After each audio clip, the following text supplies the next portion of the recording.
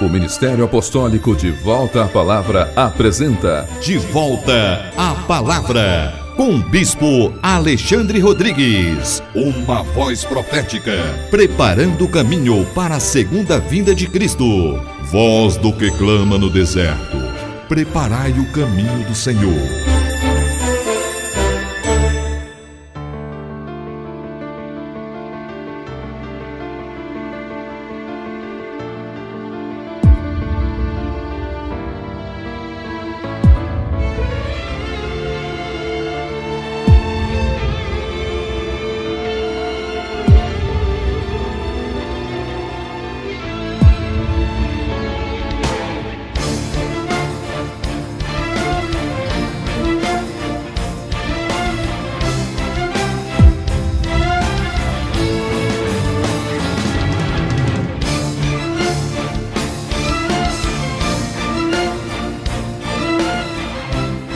Bom dia, toda honra e toda glória sejam dadas ao nosso Senhor e Salvador Jesus Cristo, ao Senhor da Igreja e a todos vocês que estão em casa, graça e paz vos sejam multiplicadas. Este é o programa De Volta à Palavra, um programa do Ministério Apostólico De Volta à Palavra. É com grande satisfação que mais uma vez nós chegamos até vocês mediante este programa para abençoar a sua vida, para abençoar a sua casa, haja vista que nós chegamos até vocês com a ministração da rica e poderosa palavra de Deus. Não uma palavra segundo os homens, ou segundo este século, ou segundo as tradições e os costumes, mas uma palavra que esteja de acordo com a revelação de Jesus Cristo nos 27 livros do Novo Testamento. E, portanto, uma palavra calcada nos ensinamentos dos apóstolos, conforme você pode acompanhar aí na sua Bíblia. Nós já estamos há quase 6 meses ministrando essa série de mensagens intitulada Série Apologética. Ou seja, nós temos demonstrado, mediante várias mensagens, como que o maligno, mediante homens perversos e desprovidos da verdade, tem disseminado e divulgado e levado ao povo de Deus uma quantidade enorme de falsos evangelhos desviados da verdade, cheios de sofismas, cheios de práticas que se opõem frontalmente àquilo que encontramos na Bíblia Sagrada. São desvios da verdade. E temos visto como que multidões têm dado ouvido aos falsos evangelhos e têm seguido essas orientações que não estão de acordo com a Bíblia Sagrada. E talvez você que nesta manhã assiste a este programa, talvez você tenha assistido já uma boa parte dessas ministrações e esteja então se indagando.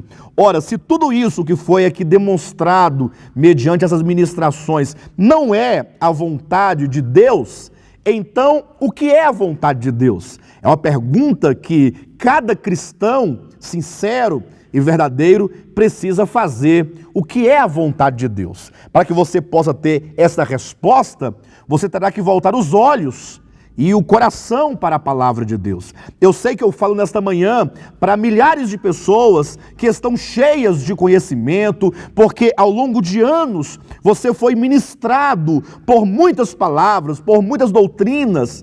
Entretanto, se há sobriedade em nós, é preciso que nós demos a nós mesmos a oportunidade de poder contemplar a Bíblia sem usar óculos de outras pessoas, ou seja, sem olhar pela ótica daqueles que vieram antes de nós, mas você mesmo, voltando os seus próprios olhos e o seu próprio coração à Bíblia Sagrada, como aqueles que fazem uma revisão daquilo em que se crê. Lógico, não estamos aqui dizendo que aquilo que você crê esteja errado. Entretanto, é preciso que de tempo em tempo nós paremos um pouco as muitas atividades para refletir a respeito da vontade de Deus em sua palavra. É por isso que eu quero começar hoje a falar a respeito do Evangelho segundo a Bíblia. Não o Evangelho numa ótica pentecostal, ou neopentecostal, ou tradicional, ou calvinista, ou arminiana, ou qualquer outra linha humana. Não vamos deixar de lado essas correntes de pensamentos teológicos e vamos voltar os olhos tão somente para a Bíblia. O que é o Evangelho de Jesus Cristo? Qual é a vontade de Deus segundo a Bíblia Sagrada e não segundo os rótulos, não segundo as correntes, não segundo as tendências, não segundo os homens. Bem, para tanto, eu convido a cada um de vocês a começar aqui este pensamento, essa reflexão, lendo um texto da primeira carta de Paulo a Timóteo, no capítulo 1. Há um texto extremamente importante, 1 Timóteo, capítulo 1, vamos ler aqui os versículos 3 e 4, que nos dizem da seguinte maneira. Acompanhe aí você em sua casa, em sua Bíblia, confira, para que você tenha plena convicção do que nós estamos falando. Diz assim a palavra de Deus: quando eu estava de viagem, diz o apóstolo Paulo, rumo da Macedônia, te roguei permanecesses ainda em Éfeso, para admoestares a certas pessoas, a fim de que não ensinem outra doutrina, nem se ocupem com fábulas e genealogias sem fim, que antes promovem discussões do que o serviço de Deus na fé. E aqui nesse texto, queridos, nós temos a preocupação do apóstolo Paulo, quando ordena a Timóteo que permanecesse em Éfeso com o fim de estabelecer uma ordem, ou de estabelecer uma ordem ortodoxa com respeito ao comportamento e ao procedimento e à base de fé da igreja. E é interessante que o apóstolo Paulo diz que Timóteo deveria permanecer em Éfeso. Devemos nos lembrar que a igreja de Éfeso, ela representa a igreja do primeiro século, conforme se pode ver na revelação de Apocalipse, capítulos 2 e 3, quando ali Jesus, ele estabeleceu 7 igrejas, separou, ele cortou dentre tantas igrejas, apenas 7, a primeira Éfeso e a última Laodiceia, para representar 7 períodos específicos da história da igreja. Então, quando Paulo diz, Timóteo, permanece em Éfeso, para admoestares a certas pessoas, a fim de que elas não ensinem outra doutrina, nem se ocupem com fábulas e genealogias. O apóstolo Paulo estava ali como um guardião da fé, já no primeiro século, ali preocupado com muitas vozes e pessoas que procuravam entrar sorrateiramente no seio da igreja para afastar a igreja de Jesus Cristo da sua sã doutrina, do seu supremo propósito. Veja na sua Bíblia como que o apóstolo Paulo diz que Timóteo deveria impedir que algumas pessoas ensinassem outra doutrina. Ou seja, só há uma única doutrina a ser ensinada. Só há uma doutrina a ser pregada. É isso que está em Atos capítulo 2, versículo 42, quando ali nos é dito que a igreja do primeiro século, a igreja primitiva, ela permanecia na doutrina dos apóstolos. Isso é muito importante que você perceba que, embora apóstolos esteja ali no plural, porque eram muitos apóstolos, mas a doutrina é única, permanecia na doutrina dos apóstolos. Todos os apóstolos de Jesus Cristo, ali os apóstolos do Cordeiro, eles não tinham certamente mensagens diferentes, eles não tinham ali doutrinas diferentes, como que se desculpassem ou então se escondessem no sofisma de que Deus dá uma revelação diferente para cada um. Não, isso é um sofisma que procura certamente esconder que por detrás de todos esses chamados ministérios, existem ali enganos do maligno com vista a afastar o povo de Deus do seu supremo propósito. Todo ministério, toda igreja, todo pregador, todo chamado homem de Deus, profeta, apóstolo, bispo, seja o que for, que de fato pertence a Jesus Cristo, não se pode dar ao luxo de querer ter a sua própria doutrina. O próprio Jesus, sendo ele o próprio Deus encarnado, o Filho unigênito de Deus, aquele que está no seio do Pai, ele não veio aqui trazer a sua própria doutrina, conforme se encontra em João capítulo 7, versículos 15, 16 e 17, Jesus falando ali para os escribas e fariseus, deixou muito claro que ele não veio fazer a sua própria vontade, que ele não veio pregar a sua própria doutrina, a sua própria palavra, mas que ele se limitava e se restringia tão somente em anunciar a doutrina de Deus. Ora, se o próprio Jesus não pregou a sua própria doutrina, por que os homens, cada um, quer inventar a sua própria doutrina em nome da diversidade de ministérios? Bem, isso certamente é um sofisma. Jesus pregou a doutrina do Pai. Ele entregou essa doutrina na mão dos seus apóstolos, e os apóstolos, sendo muitos, permaneceram pregando e ensinando e divulgando a única doutrina, a sã doutrina. Por isso se diz a doutrina, no singular, dos apóstolos, plural. De maneira que o apóstolo Paulo, então, tem essa preocupação de que pessoas não ensinassem jamais outra doutrina. Se você quer saber o que é esta doutrina única de Cristo, basta que você leia o Novo Testamento. Mateus, Marcos, Lucas, João, Atos dos Apóstolos, Romanos, Coríntios, Efésios, e assim você tem aí 27 livros que são a base, são o fundamento, porque apresenta Cristo e a sua vontade, o supremo propósito de Deus. Então, conforme nós encontramos em 1 Timóteo, capítulo 1, versículo 3 e 4, o apóstolo diz que ninguém ensine outra doutrina e nem se ocupe com fábulas e genealogias sem fim. Veja que do lado de uma outra doutrina ou de falsas doutrinas, o apóstolo Paulo ainda fala de genealogia sem fim e de fábulas. Ou seja, qualquer procedimento, comportamento, entretenimento ou discussões filosóficas que não promovem o que ele diz, o serviço de Deus na fé. Ou seja, outra doutrina que não seja a sã doutrina de Jesus Cristo, certamente bloqueia e obstrui que a sã doutrina opere no coração do crente, o que ele diz que é o propósito de Deus, que é o serviço de Deus, ou como se lê literalmente, a economia de Deus na base da fé. E o mesmo acontece com genealogias e fábulas, ou seja, quando a igreja se envolve com qualquer coisa que não é ou que não seja sã doutrina, certamente ela estará ali a perder o seu tempo num ciclo vicioso de coisas e de práticas e de entretenimentos que certamente desviam semelhantemente o povo de Deus do alvo. Veja que existe um alvo. O tema dessa mensagem, o tema específico é a economia de Deus. E alguém pode perguntar, pastor, o que é a economia de Deus? Ora, essa palavra economia quer dizer literalmente o arranjo divino. O que significa que Deus, não pense você que Deus criou todo o universo, que Deus criou os homens, que Deus criou os mundos, que Deus criou anjos, principados e potestades, simplesmente para ver a vida correr conforme os ditames das vontades dos seres criados. Não, Deus é um Deus de propósito. Antes de qualquer coisa, antes de Deus criar qualquer de suas criaturas, Deus tinha no seu coração estabelecido o supremo propósito da sua vontade. Todas as coisas, elas vieram a existir, ou elas foram criadas para promover, como quem cria um caminho para que Deus, por fim, alcançasse a suprema vontade do seu coração.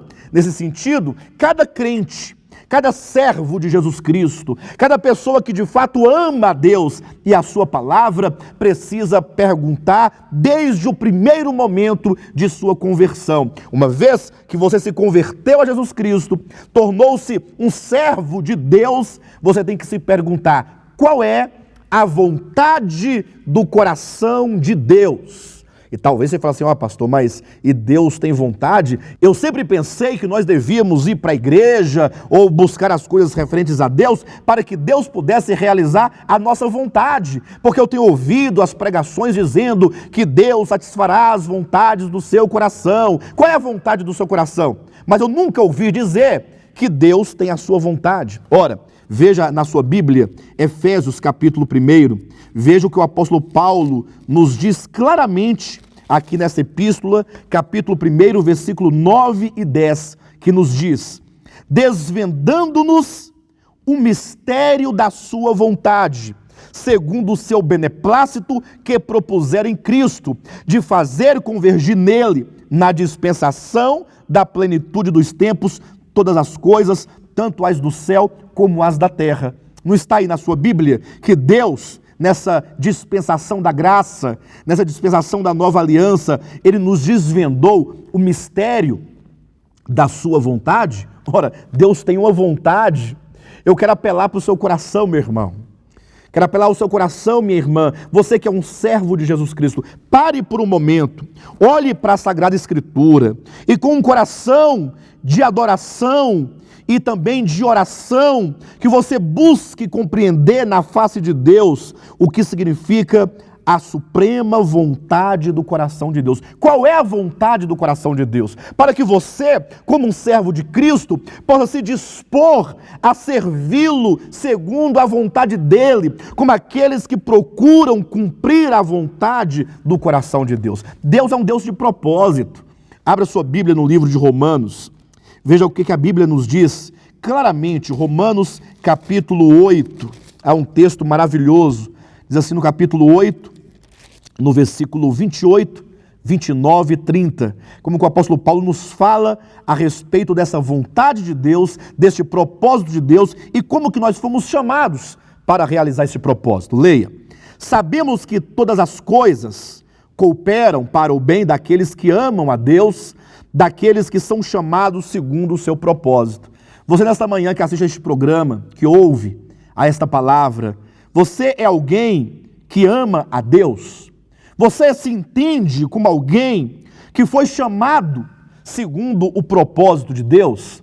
Talvez você diga sim, graças a Deus, eu sinto no meu coração, porque o Espírito de Deus testifica com o meu espírito de que eu sou filho de Deus. Então veja, o texto diz, daqueles que são chamados segundo o seu propósito. Você foi chamado não para fazer a sua própria vontade.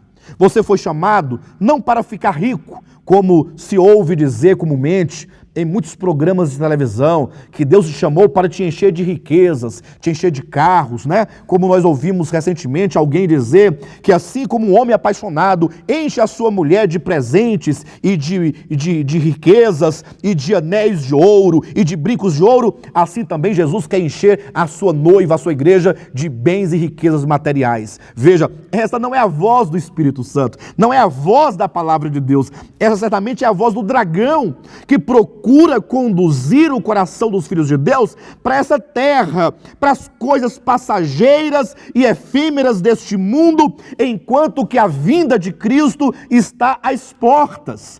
Mais do que nunca devemos ser como Abraão, devemos ser peregrinos e então habitar em tendas, jamais lançando raízes aqui nessa terra, porque a nossa pátria não é aqui, o reino de Cristo não é aqui. Certamente nós aguardamos por uma pátria celestial. É por isso que eu quero chamar a sua atenção para o fato de que nós somos chamados segundo o propósito de Deus. Quando Deus te chamou, Ele te chamou para que você cumprisse o propósito dele, não o seu próprio propósito, mas o propósito de Deus. Deus tem um propósito, o seu propósito que está de acordo com a sua vontade. Deus tem uma vontade no coração, Efésios capítulo 1, versículo 10. Esta vontade foi agora estabelecida na forma de um propósito. Deus se prontificou e se propôs no seu coração que ele vai cumprir com aquilo que ele deseja, que está dentro do seu coração. E alguém pergunta, pastor, mas o que Deus deseja? Que vontade é essa?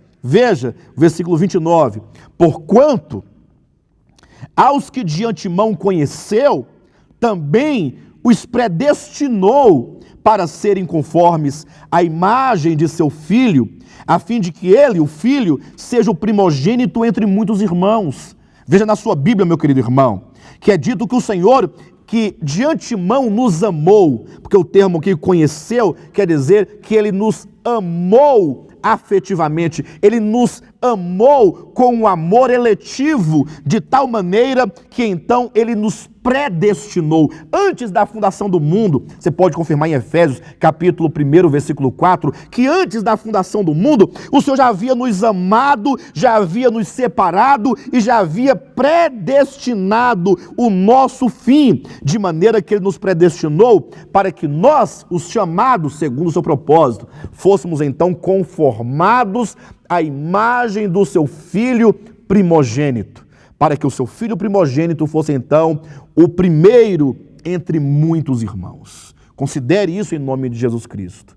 Pense um pouco comigo, olhe para o Filho de Deus, tira os olhos da riqueza, tira agora neste momento os olhos deste mundo, tira os olhos do status social, tira os olhos de toda confusão que se estabelece neste mundo em busca das coisas efêmeras e volte os seus olhos para Jesus Cristo. Jesus, o Filho de Deus, é o amado do Pai. Deus estabeleceu que na dispensação da plenitude do tempo, todas as coisas haveriam de convergir para o seu Filho. Jesus é o centro do propósito de Deus, como está no livro de Colossenses capítulo 1, versículo 16, 17, que nos diz que nele, por meio dele e para ele, todas as coisas, as do céu, as da terra, o mundo visível, os mundos invisíveis, as galáxias, anjos, principados, potestades, todas as coisas criadas foram feitas por meio de Cristo, foram feitas em Cristo e veja, foram feitas para Cristo.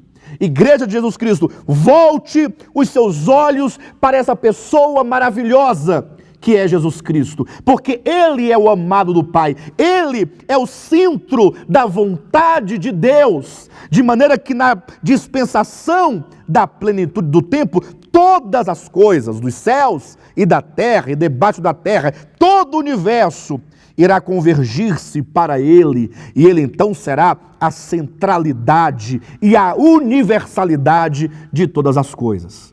Mas veja que maravilha, que é dito que Deus nos elegeu em Cristo, que Deus nos predestinou em Cristo. Para quê?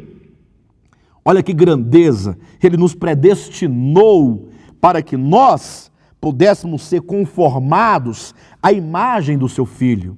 De maneira que o seu Filho unigênito, conforme João 3,16, uma vez tendo muitos irmãos, que somos nós, os chamados, os predestinados, tendo ele muitos irmãos, todos conformados à sua imagem, ele então será o primogênito entre muitos irmãos, não mais o unigênito Filho de Deus, mas o primogênito Filho de Deus, porque sendo ele Filho de Deus, agora muitos outros filhos foram gerados mediante a sua obra de redenção, mediante a sua obra de ressurreição, mediante o seu Espírito, que agora regenera os chamados, que agora transforma os chamados, santifica os chamados e os conforma à imagem plena de Jesus Cristo. E então agora Deus tem uma grande família, o Pai que tem o seu Filho primogênito, centro do seu propósito,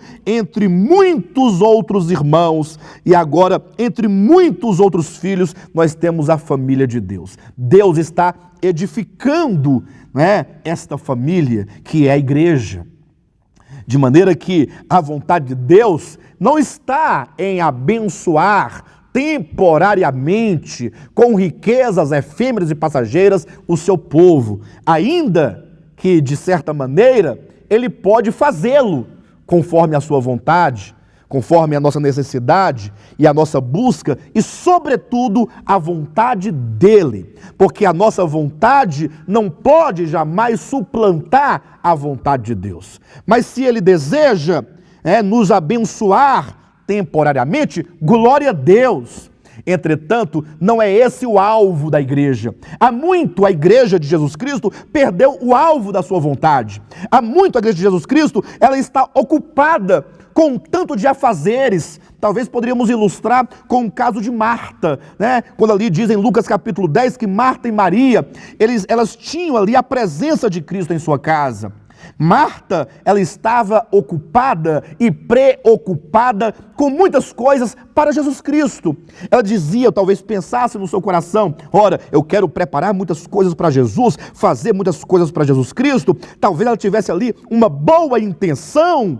Maria, entretanto, quedava-se aos pés de Cristo, estava assentada, apenas contemplando, apenas adorando, apenas recebendo da sua palavra, comendo das suas palavras, bebendo das suas palavras, recebendo para dentro de si, porque esta é a vontade de Deus, esta é a obra de Deus, que nós ouçamos a palavra de Cristo, nela creiamos e então possamos ser trabalhados por ela, porque é ela que vai nos edificar, nos santificar, santificar e nos conformar à imagem do seu Filho. Marta, ainda a despeito de toda boa intenção do seu serviço para Jesus Cristo, mas Jesus reprovou ali a atitude de Marta, dizendo: Marta, Marta, você se preocupa com muitas coisas, uma só coisa é necessária. Esta é a palavra de Cristo para a sua igreja hoje. A igreja do Senhor, ela está ocupada e preocupada com muitas coisas, e é certo que talvez haja boa vontade em tudo que se faça para Deus, mas Deus não quer muitas coisas para Ele. Ele diz: apenas uma coisa é necessária. A igreja precisa voltar-se para a simplicidade do Evangelho, que é amar a Deus, amar a Jesus Cristo de todo o seu coração, com todo o seu entendimento, e então ali ser trabalhado por Ele, para que Ele possa nos usar como instrumento para alcançar outras pessoas, para que por sua vez elas também sejam trabalhadas por Deus, de maneira que essa comunhão e esse fluir de vida daqueles que recebem a Cristo e por Ele são trabalhados, alcança aqueles que são chamados, aqueles que são os eleitos, e assim o Senhor vai constituindo a grande família de Deus, Ele vai constituindo os muitos filhos de Deus, santificando-os, transformando-os e conformando-os à imagem plena do Filho de Deus. Uma só coisa é necessária. Talvez você, que nesta manhã assiste esse programa, esteja como muitos, preocupado com muitas coisas. Nós podemos parar. Pare um pouco e vamos então nos voltar ao supremo propósito do coração de Deus. O Senhor Jesus vai voltar e Ele vai estabelecer na terra o seu reino. E a Bíblia diz que aqueles que vencerem, não é toda a igreja, ele dizendo à igreja, ele diz: ao que vencer. Então na igreja, a igreja são muitos são chamados, mas quantos dos chamados serão escolhidos para reinar com o Senhor? Como diz em Apocalipse 19, versículo 6 e 7 e 8, e sobretudo o 9, bem-aventurados são os chamados à ceia das bodas do Cordeiro. Ou seja, fazer parte da ceia das bodas, ali, que é o reino milenar, é uma bem-aventurança. Quantos dos que hoje estão servindo ao Senhor serão esses chamados, não para a salvação, mas para essas bodas, para reinar com Cristo? Bem, depende somente de você, da sua escolha, da sua determinação em abandonar toda forma de religiosidade, toda forma de ativismo religioso, de entretenimento religioso, para focar tão somente a economia de Deus, a vontade de Deus. Sobre esse assunto, nós daremos continuidade na próxima semana. Quero aproveitar esses minutos finais do programa para pedir a você, somente a você que tem compreendido o propósito deste programa, você que ama essa palavra, que vê nesta palavra, de fato, alguma importância, eu quero apelar ao seu coração para que você estenda, em nome de Jesus, a sua mão e nos ajude a manter este programa. Nós mantemos este programa pela fé, baseado nas ofertas voluntárias dos irmãos, da igreja, daqueles que de fato veem a importância dessa palavra.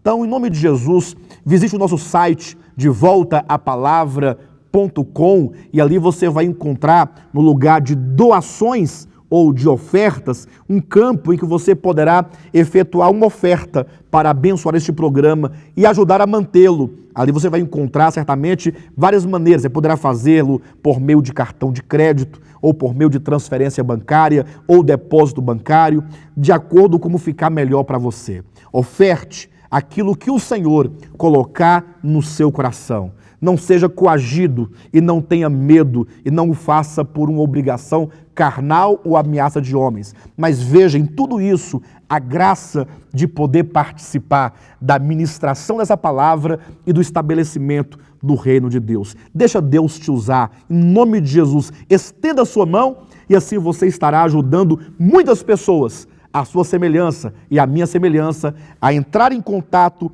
com essa palavra que é tão abençoadora, que é transformadora e que visa a glória de Deus. Desde já eu quero agradecer a todos vocês, inclusive aos que já participaram, nos ajudando, e que a graça de Jesus Cristo seja abundante em todos nós. Tenham todos um bom sábado e Jesus é o Senhor.